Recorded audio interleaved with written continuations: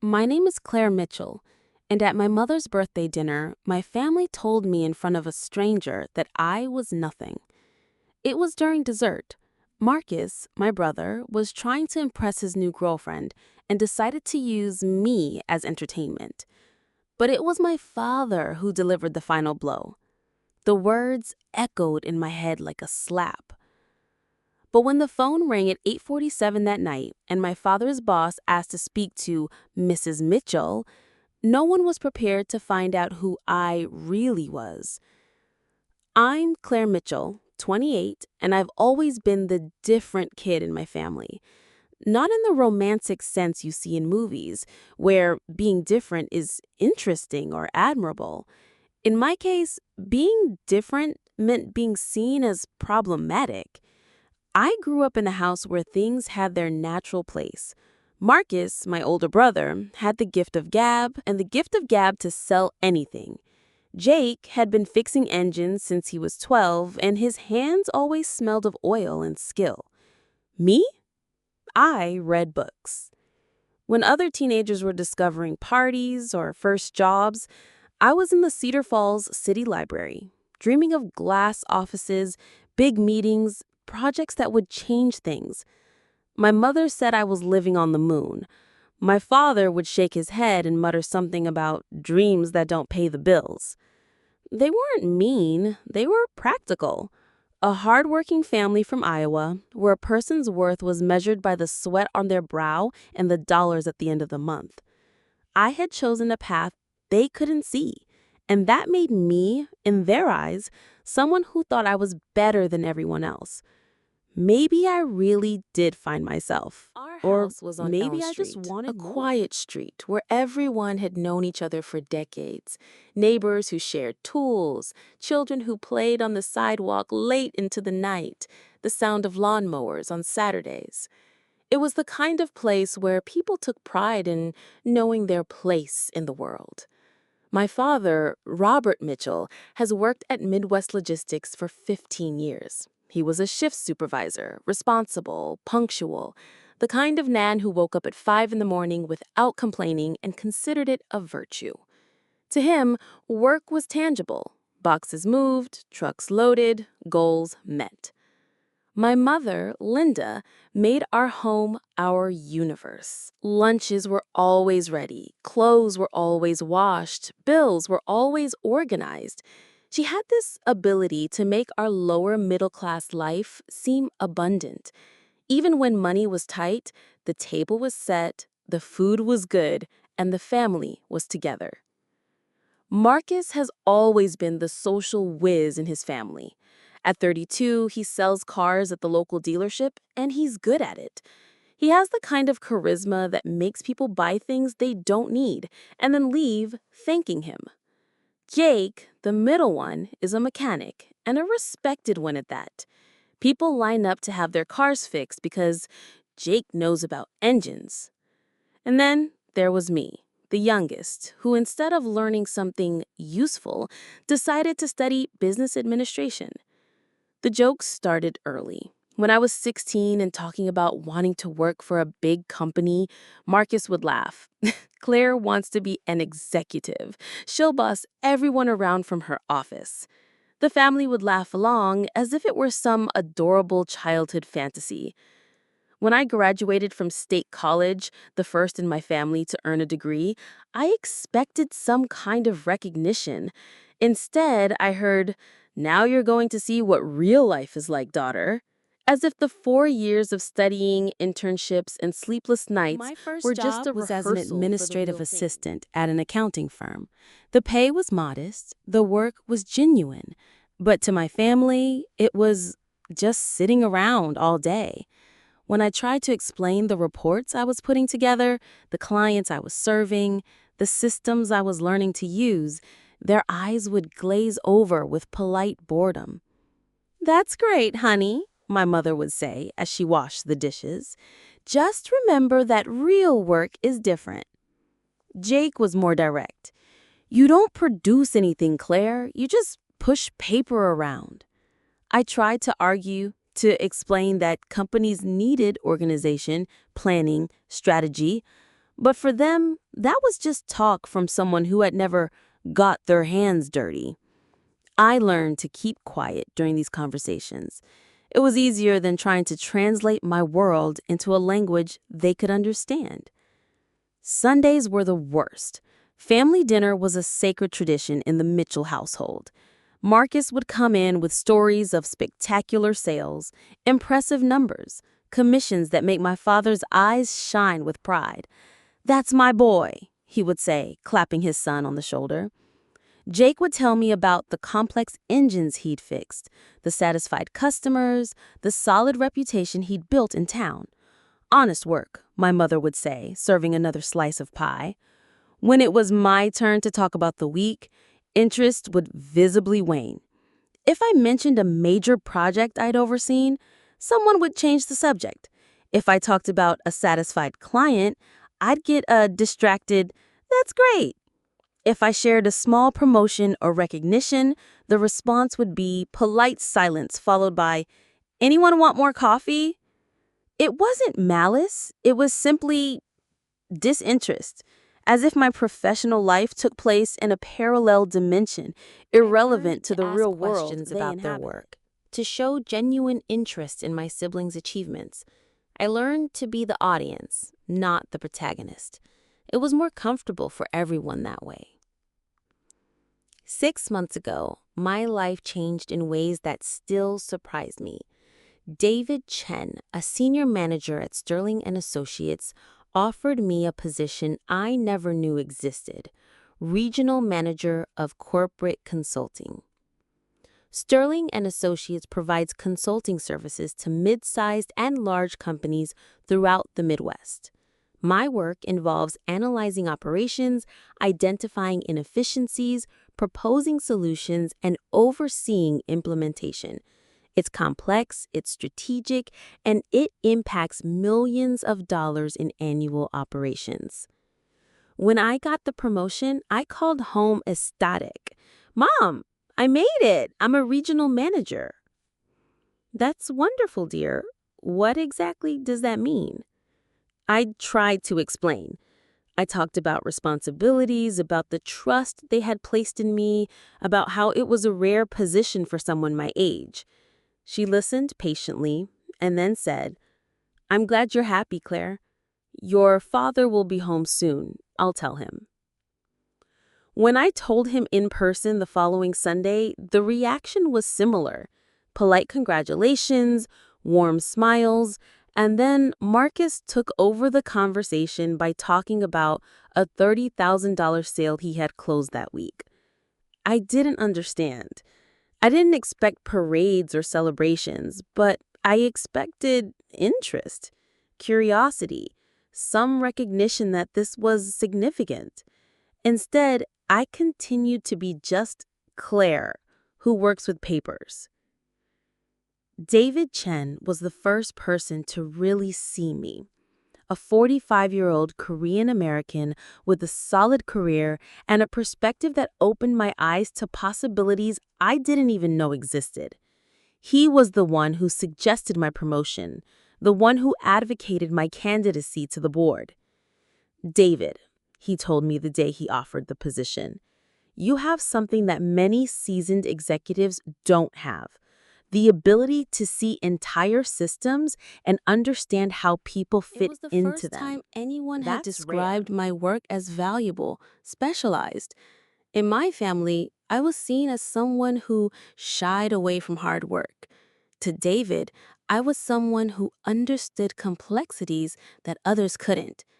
"You don't have to prove anything to people who have already decided not to see you," he once told me when I mentioned my family's reaction to the promotion.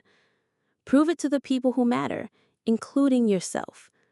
The phrase stuck with me because deep down, part of me still sought their approval. I still wanted them to understand that my work had value, that my life choice was not a rejection of what they represented, but simply mine. David taught me that this might never happen, and that's okay. Today is my mother's birthday. She is 63, and as always, the family gathers for dinner at our house on Elm Street. The tradition is sacred. I arrive at 5, help in the kitchen, even though my help is dispensable, and we sit down at the table at 6 sharp. Marcus brought along Jessica, his new girlfriend, a friendly woman of about 26 who works as a manager at a local bank. She is intelligent, articulate, and clearly tries hard to make a good impression on her boyfriend's family. I noticed how everyone straightens up a little when there are visitors. Marcus tells his best stories, Jake shows off his sense of humor, my parents become slightly more performative versions of themselves. It's natural, human. We all want to be seen in our best light when there's an audience. As I help my mother finish setting the table, Jessica asks me about my work. It's a genuine question asked with real interest. I start to answer, but Marcus quickly interjects. Jessica, Claire works as a consultant. It's complicated to explain. The message is clear. It's not interesting enough to discuss. Jessica smiles politely, and the I sit at the conversation table moves with on that to familiar other topics. feeling of being present and invisible. During the aperitif, I watch the family dynamics unfold, as they always do. Marcus entertains Jessica with anecdotes about eccentric clients. Jake makes jokes that get genuine laughs. My parents beam with pride as they listen to their children. There's a part of me that always hopes that maybe this time someone will ask about my new project, about the management system I implemented for a distribution company that saved $200,000 in the first quarter, about the presentation I gave to the board last week, about anything in my professional world. It's a small, almost childish hope, like a child who draws a picture and waits for someone to ask about the colors he chose. But as I listen to Marcus explain to Jessica the differences between car models, as I watch my father nod approvingly at every technical detail Jake shares about an engine, I know my turn won't come. Not because they're bad people, but because they genuinely can't see the value in what I do. For them, work is something you can touch, count, measure in physical units. My work happens in spreadsheets, presentations, meetings, strategies. It's too abstract for the concrete world we grew up in. I smile, I join in the conversation, I show interest in their issues, and I hope, as I always hope, that maybe today will be different. Dessert arrived as it always did at my mother's house. Homemade chocolate cake, fresh coffee, and that comforting feeling of family ritual. Jessica praised the recipe effusively. My mother beamed with pride. And for a moment, the table was enveloped in that warm atmosphere that made me forget why I sometimes felt out of place there. That's when Marcus decided to entertain his girlfriend. Jessica, he said, cutting a generous piece of cake, you have no idea how lucky you He are not made to have air to quotes with work his fingers like as he Claire. said, work, and a mischievous smile flashed in his eyes. The kind of smile I'd known since I was a kid, when he was about to make a joke at my expense. My stomach tightened instantly. Not with surprise, I knew that tone, but with a familiar anxiety, the feeling that I was about to become the evening's entertainment. Jessica laughed politely, not quite getting the joke, but understanding that she was expected to find it funny. Jake looked up from his plate, already anticipating the amusement. My parents smiled in that indulgent way they did when Marcus was being Marcus. I continued cutting my cake methodically, as if I hadn't heard. But of course I had, and they knew I had. Jake, as always, was the first to take his cue from his older brother. Well, yeah, Jessica, he said, leaning back in his chair with that look of someone about to reveal an amusing secret. Claire has the easiest job in the world. She just sits around all day pretending she's busy. The word faking cut deeper than I expected. It wasn't just about questioning the difficulty of my work. It was about questioning its legitimacy, as if I were an imposter in a game of professional make-believe. Jake, I whispered, but my voice was hollow, a weak attempt at protest that died before it could even take full form. "What? It's true," he continued, now excited about his own performance. While I'm face down under a car with oil dripping on my face, and Marcus is chasing clients in the sun, Claire is in an air-conditioned room working on her computer. My mother laughed softly, not maliciously, but with that maternal indulgence she used when her children were naughty. My father shook his head in amusement, as if he were watching a harmless, familiar family sitcom. Jessica looked at me with an expression that was a mix of amusement and something that might have been pity. Marcus, encouraged That was by worse the than audience's laughter. reaction, decided to raise the level of the performance. "Anyone can do what she does," he said, gesturing with his fork as if he were giving a presentation. "Sitting at a desk, working on a computer, saying nice things in meetings. It's basically pretending to work all day." He turned to Jessica with that smile I knew so well, the smile of someone sharing an obvious family truth with an outsider. "Real work is what Jake and I do. We produce real results. I sell cars, boom, money in the bank. Jake fixes engines, boom, car runs. Claire, well, Claire does stuff."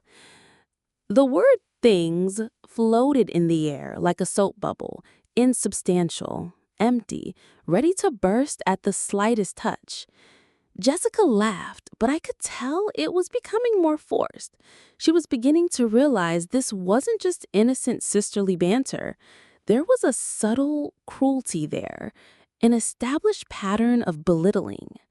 "Marcus, stop," I said, but my voice was still weak. It was more of a request than a demand. "Stop what? I'm just explaining to Jessica how things work here." It was my father who delivered the final blow. Robert Mitchell leaned forward, resting his elbows on the table, the posture he always assumed when he was about to impart fatherly wisdom. His voice had that tone of gentle authority he used when he wanted to educate without offending. "Claire has always had these ideas of grandeur," he said, addressing Jessica as if I weren't at the table. "Ever since she was little, she thought she was better than us because she studied more. But deep down, she doesn't do anything that really matters." The words, "do nothing," echoed in my head like a funeral bell. Do nothing, do nothing, do nothing. "It's not that we don't recognize her education," my mother added quickly, trying to soften the cruelty of her husband's words. "It's just that, well, office work is Jessica was different now from real visibly work, right?" uncomfortable. She looked between me and the rest of the family, as if trying to understand how a conversation about dessert had turned into a public humiliation session. "You don't know anything about what I do," I managed to say, finally finding my voice. But it sounded defensive, almost childish. "We know enough," Jake countered. "You sit in meetings talking about strategies and optimizations. That's not work, that's fancy bullshit." I felt my face burn, but not from embarrassment. It was anger. A cold, crystal clear anger that started in my stomach and spread like ice through my veins. This wasn't the first time my work had been belittled. It wasn't the first time I'd sat at this table listening to jokes about my easy life. But this time was different. This time, there was a witness. A smart, professional woman who was watching my family reduce me to nothing. This time, something inside me said, "Enough." Not loudly, not as a cry of revolt or a dramatic moment of confrontation. It was a silent, cold, definitive decision, like a door closing softly, but with a lock that would never open again. I continued to eat my cake slowly, cutting small pieces with surgical precision. My breathing was controlled, my hands were steady. On the outside, I appeared calm. Inside, something fundamental had changed. "Claire, are you okay?" Jessica asked softly. It was the first time all night that someone had directed a question directly to me with genuine concern. "I'm fine," I replied, and my voice sounded surprisingly steady. "Just listening." Marcus laughed. "Claire is pouting because we're telling the truth." No, Claire was making a decision. Dinner continued as if nothing had happened.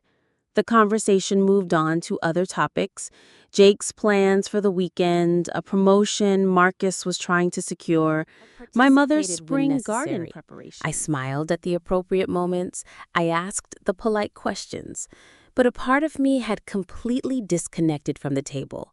It was as if I were watching the scene from outside my own body, watching a family that had collectively, and without conscious malice, decided that one of its members was fundamentally less valuable than the others. Jessica tried to include me in the conversation a few times. She asked about my plans for the week, commented on the weather, made kind observations about the decor of the house. I responded politely, but I could tell she was uncomfortable. She had witnessed something she shouldn't have. "The cake is delicious, Mrs. Mitchell," she said to my mother. "Thank you, dear. It's my mother-in-law's recipe. God rest her soul." Normal conversation, normal family, as if the last 15 minutes hadn't happened. But they had happened, and this time I wasn't going to pretend they hadn't. As I helped clear the dishes, I heard Marcus whisper something to Jessica in the living room. I couldn't hear the words, but the tone was explanatory, almost apologetic. Probably something like, "It's just a sibling joke," or "Claire's a little sensitive." Jessica said something quietly, and although I couldn't make out the words, her intonation suggested discomfort. She didn't like what she'd witnessed. This gave me a grim satisfaction. At least one person in the room had recognized that this was no innocent prank. When I finished putting away the dishes, I politely said goodbye. I kissed my mother, thanked her for dinner, and wished her a happy birthday once more. I greeted Jake, Marcus, and Jessica with appropriate courtesy. "You're leaving early today," my mother observed. "I have work early tomorrow." Which is true, but not the real reason.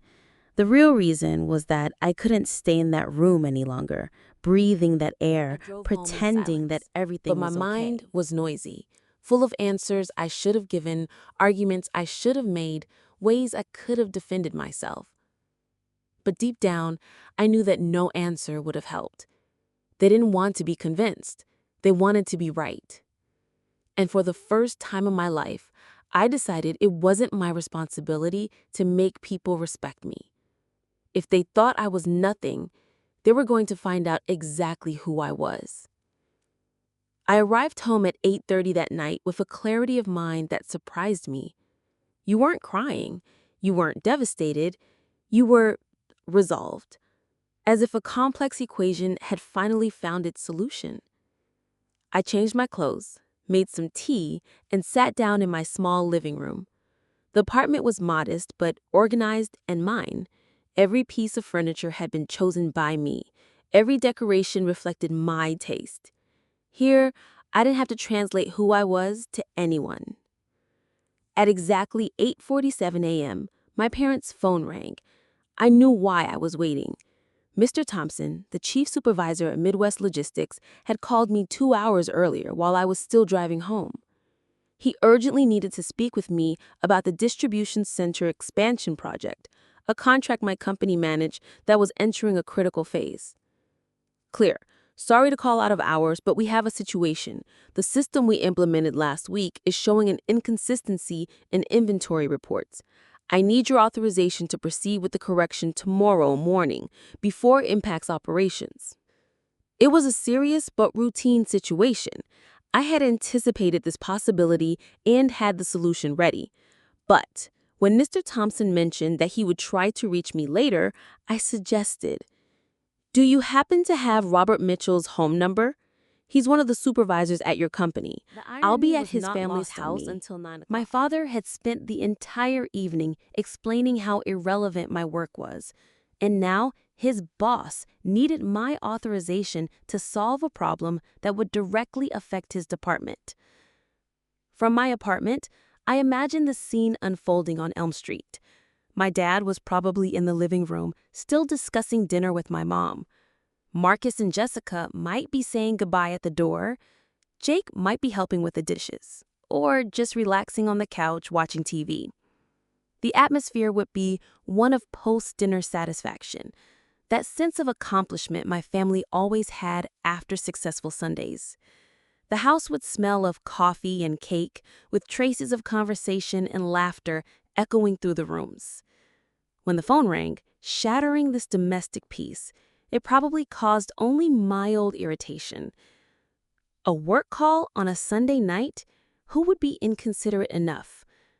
I imagined my father walking to the kitchen phone, perhaps complaining quietly about people who don't respect rest times. When he answered, his voice must have carried the polite formality he used for professional matters. Hello, Mitchell family? Robert? This is James Thompson from Midwest. Sorry to bother you on Sunday night. The change in my father's tone must have been instantaneous, from casual irritation to professional respect. Mr. Thompson wasn't just his supervisor, he was the supervisor of all supervisors. I heard your daughter Claire is with you tonight. Could I speak to Mrs. Mitchell? We have an urgent situation with the distribution center expansion project. I can imagine the silence that followed. Not the comfortable lull of conversation, but the disconcerted silence of someone trying to process information that doesn't make sense. As if it had spoken a foreign language. His daughter, Claire? Why would the boss of his company want to talk to Claire? With Claire, but why would you want to? She's the regional manager responsible for our consulting project at Sterling and Associates. I need her approval to proceed with a critical fix tomorrow morning. I pictured my father's face at that moment, the expression he must have been wearing, brows furrowed, mouth slightly open, the kind of confusion that comes when the world you know suddenly stops making sense. In the living room, Marcus probably heard the strange tone in his father's voice and paid attention. Jake might have looked up from the television. My mother, always attentive to family nuances, surely picked up on the fact that something unusual was happening. She works for you? Not exactly. Sterling consults for us. Claire oversees the implementation of our operating systems. It's a pretty senior position. Claire, my father must have called, his voice carrying an urgency that no one in the family could decipher. But of course, I wasn't there. She's already gone, my mother probably replied from the living room. She left about 20 minutes ago. I can just imagine Mr. Thompson on the other end of the line. Oh, that's too bad. Well, do you have her number? It's about the $500,000 project we're implementing. I need that authorization today. $500,000. The words must have echoed in the kitchen like a silent bomb. My father, who earns an honest but modest salary, who considers a $30,000 sale from Marcus to be impressive, had just discovered that his do-nothing daughter was overseeing a $500,000 project for his company. I have her number, my father must have stammered, but Mr. Thompson, I didn't know she... Robert, your daughter is an exceptional professional. The implementation she has overseen will save us approximately $200,000 annually in operational efficiency. Proud. You should be At very 9:15, my phone rang. It was my father. Claire, it's me. Mr. Thompson called here looking for you. His voice was different, not the familiar casual tone he always used with me, but something more cautious, almost formal. Yes, he told me he would call. It's about the Midwest project. Claire, a long pause. Why did you never tell me you worked on projects for my company? There were multiple layers to the question. Confusion, sure, but also something that could be interpreted as hurt, as if I had deliberately withheld important information. Dad, I've always tried to explain about my job. You never seemed interested in the details. Another silence, longer this time. He said that you supervise. I'm a regional manager, Dad. I oversee the implementation of management systems for medium and large companies. Midwest has been a client of ours for the past 8 months. Why didn't you say it was so important? The question caught me off guard, not because of the question itself, but because of the tone. There was something about it that I had never heard in my father's voice before when he spoke about me. Something that might have been respect. Mr. Thompson said you're saving them a lot of money, my father continued, as if he was still trying to process the information. It's my job, Dad. It's what I do every day. But I didn't know it was like that. And there it was, the admission I had never expected to hear. My father, the man who had spent decades viewing me as an impractical dreamer, had just discovered that I had a position of real responsibility in the world that he considered important. You never asked for details, I said softly, not as an accusation, but as a simple fact. We we thought it was He couldn't just finish his sentence. that you How do just you admit to your daughter that you always thought her work was irrelevant? How do you tell her that you spent years belittling accomplishments you never bothered to understand? Dad, I have to go. Mr. Thompson is waiting for my call, and I have to take care of this today. Of course. Of course you must be busy with important things.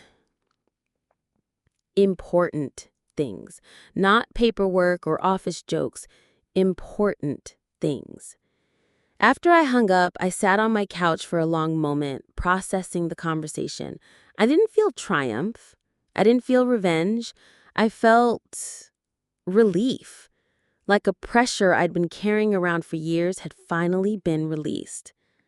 On Monday morning, I arrived at the office at 7 a.m. as promised. Midwest system patch went through without a hitch, and by 10 a.m., everything was working perfectly. It was a kind of problem that seems dramatic to the uninitiated, but is commonplace for anyone who works with complex systems. David Chen stopped by my office around 11 a.m. I heard you saved Midwest's weekend yesterday, he commented, leaning against the doorframe. Just doing my job. Your father works there, doesn't he? I had mentioned it casually months ago when we closed the deal. David had an impressive memory for detail. He works. He's a shift supervisor. David looked at me with that shrewd expression I had come to recognize.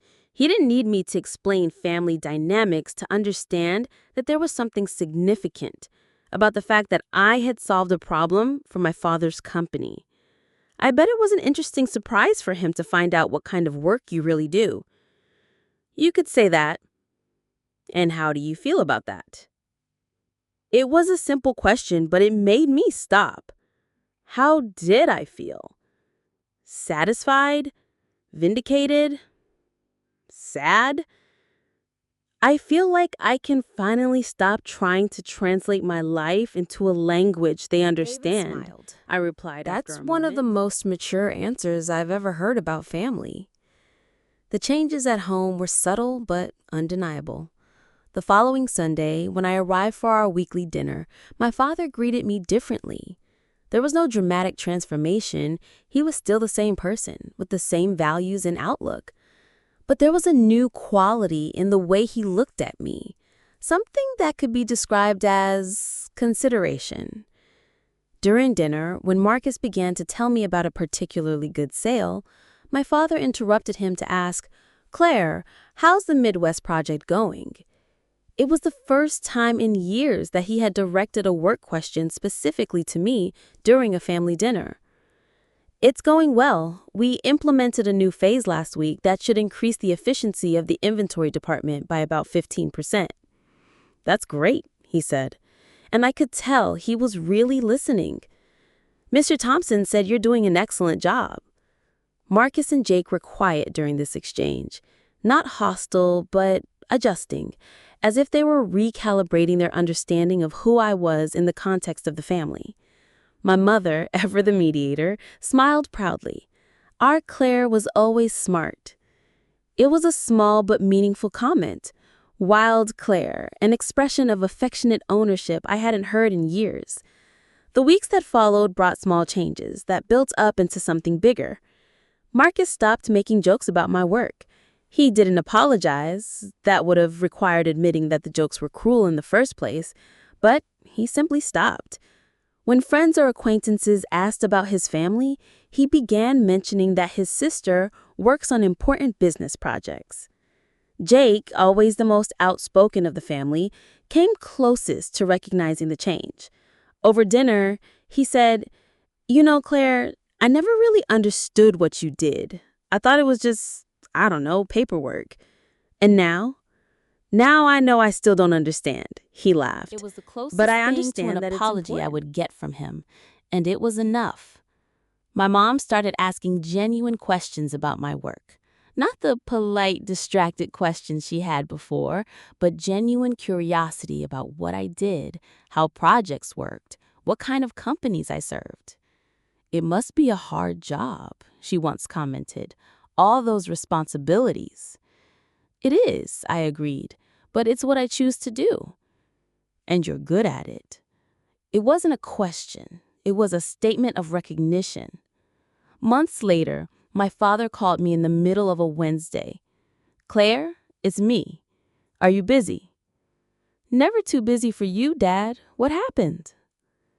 "Mr. Thompson asked me if you'd be interested in expanding the contract with Midwest. Something about automating more departments."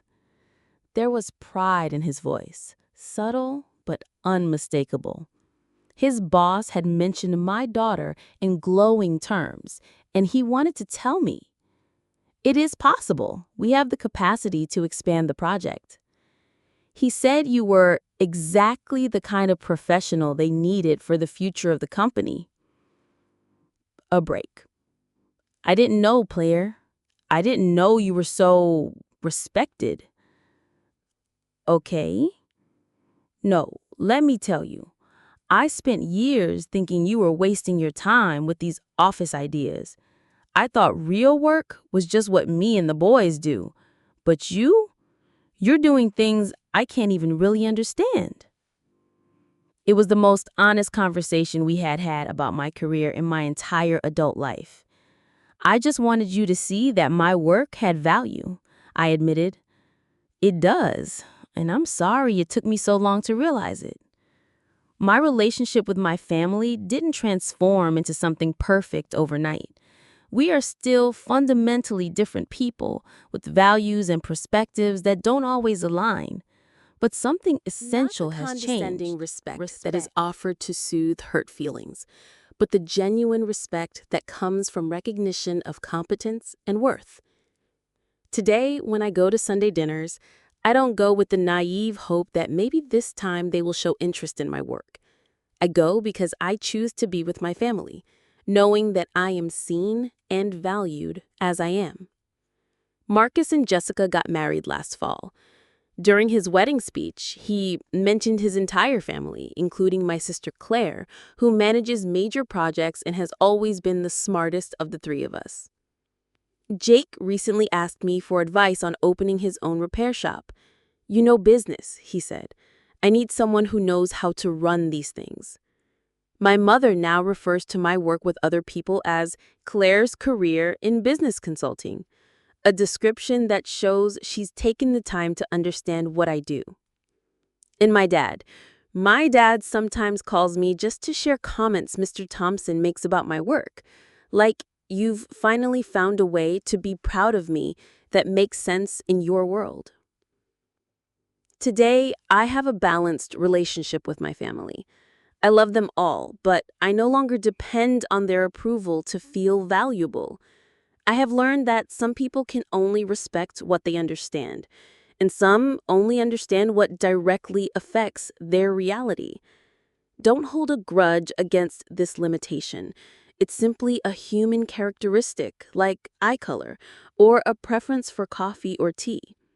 David Chen was right in that conversation that changed my perspective. I didn't need to prove anything to those who had already decided not to see me. Life proved it to me at the exact moment and in the exact way I needed. I still help with the dishes. I still compliment my mother on her cake. I still listen to my brothers tell me stories about their work weeks. But now, they also ask me about my week, and they really listen to the answers. The difference isn't in them, it's in me. I no longer go to the family table carrying a vulnerable hope of recognition. I go carrying the security of someone who knows exactly who they are and what their value is. And if someone questions that value again, well, maybe the phone will ring. Some people ask me if I feel like I got revenge on my family that Sunday night. The answer is no. Revenge implies malicious intent, a desire to cause harm, satisfaction in the suffering of another. That is not what happened. What happened was emotional justice. The truth about who I was and what I did simply came to light in the most natural way possible. I didn't orchestrate the moment. I just didn't interfere when it presented itself. They thought I was nothing. They discovered I was someone they never bothered to know. I didn't have to shout. I didn't have to prove anything dramatically. All it took was the phone ringing at the right moment. The irony is not lost on me. While they spent years trying to convince me that my work was irrelevant, I was, unbeknownst to them, directly affecting my father's professional environment. I was literally contributing to the company that paid his salary. But the real irony is deeper. During all those years of feeling invisible at the dinner table, I was building a solid and respected professional profile. While they were arguing about who had the realest job, I was creating real value for real companies, impacting real jobs, including my own Fascinating sense of father's. timing. David Chen was right about many things, but especially about this one. I didn't need to prove anything to those who had already decided not to see me. I spent years trying to translate my professional reality into a language that my family could understand and value, trying to justify my career choice, explain the importance of what I did, demonstrate that office work was real work. What I discovered that night is that some translations are impossible not because the languages are incompatible, but because one of the parties does not want to learn. My family didn't understand my work not because it was too complex, but because they had decided it wasn't important enough to deserve understanding. When they discovered they were wrong, when reality forced a rethink, they quickly adjusted. This taught me something fundamental about relationships. Respect cannot be begged, explained, or negotiated. It either exists naturally or it must be earned through incontrovertible evidence. That night, the evidence presented itself, and I discovered that I would never have to ask to be seen again, because I finally knew exactly who I was. Today, when someone tries to belittle my work or question my professional value, I no longer feel that familiar anxiety that accompanied me for so many years. I don't need to defend myself, explain, or justify myself. I just smile. I know who I am. I know what I'm worth. I know the impact my work has on the real world, even when that impact is invisible to those who don't want to see it. And if someone doubts it, well, Because life maybe has the this phone will ring again. interesting peculiarity. While some people spend energy trying to diminish the value of others, real work continues to happen. Projects are implemented, companies are improved, values are created, problems are solved. Reality doesn't care about opinions about its importance. It simply is. My family learned this in the most direct way possible. I learned something even more valuable, that my peace did not depend on them learning it. They thought I was nothing. They found out I was someone they never bothered to know. I didn't have to scream. I didn't have to fight. I didn't have to get revenge. All it took was for the phone to ring. And today, when I look back, I don't feel anger or resentment. I feel gratitude. Because that night taught me the difference between being seen by others and seeing myself clearly. The second is infinitely more valuable.